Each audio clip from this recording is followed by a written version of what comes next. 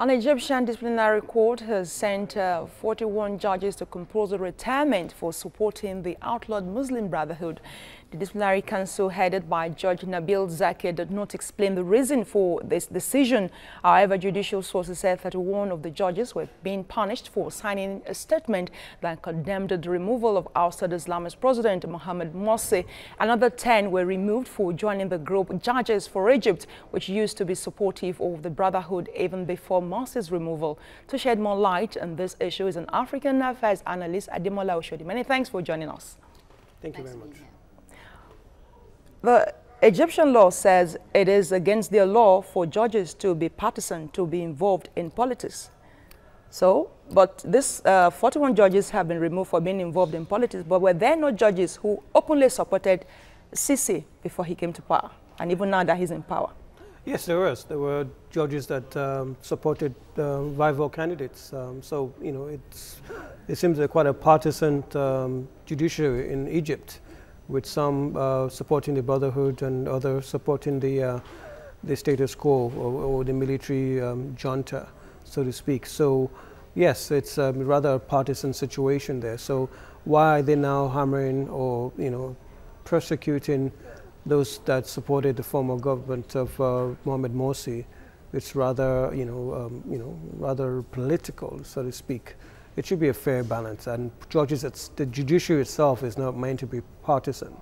So everybody should basically be cautioned for taking that stand.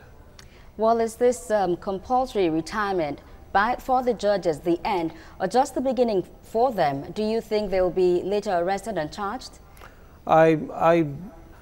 It's based on the President Sisi's approach towards clamping down on opposition and also rival groups.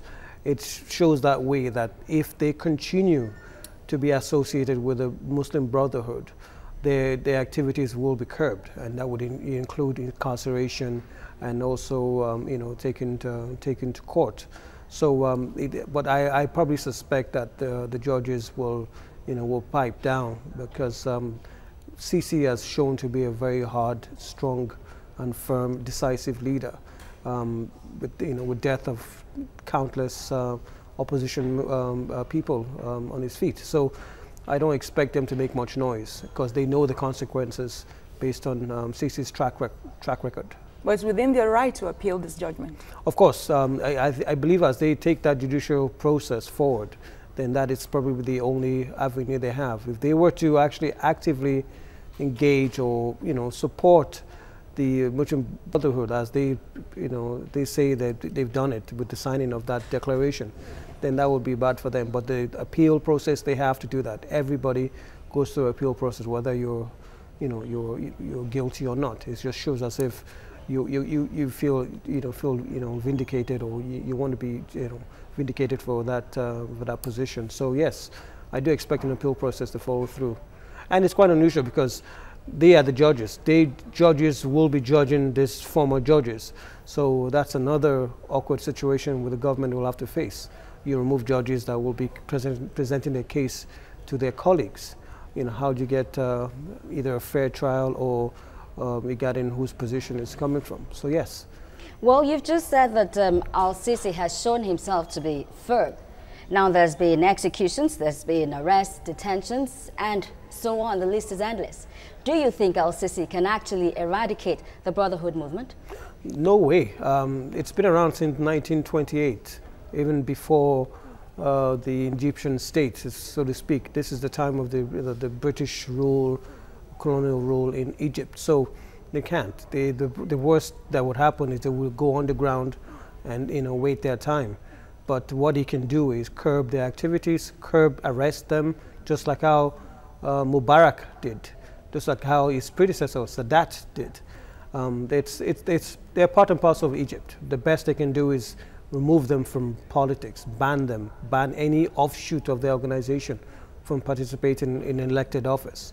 But removing them, they're part of the civic society of Egypt. They're part of the mainstream Egypt. They go beyond just politics. They go to charity work. There are also areas of even civil law marriages. You know, they've been around since, you know, almost since the creation of modern day Egypt. Okay, and there's been speculations, of course, with this clampdown, the arrest and the counter arrest, and that the freedom gained might have been, be in the process of being eroded as it is right now if the government continues to arrest and make several arrests. And of course, Egypt is seeking international support, international foreign flow of direct investment to boost its economy. Do you think the world will want to listen to Egypt if this continues? I think it's done worse.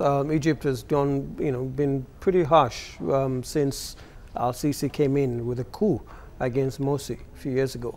So I don't think removing judges will make much of a difference. The West itself are not comfortable with the Muslim Brotherhood. So if there's a non-violent way of curbing their power, controlling them, I'm very much sure they will just look the other way.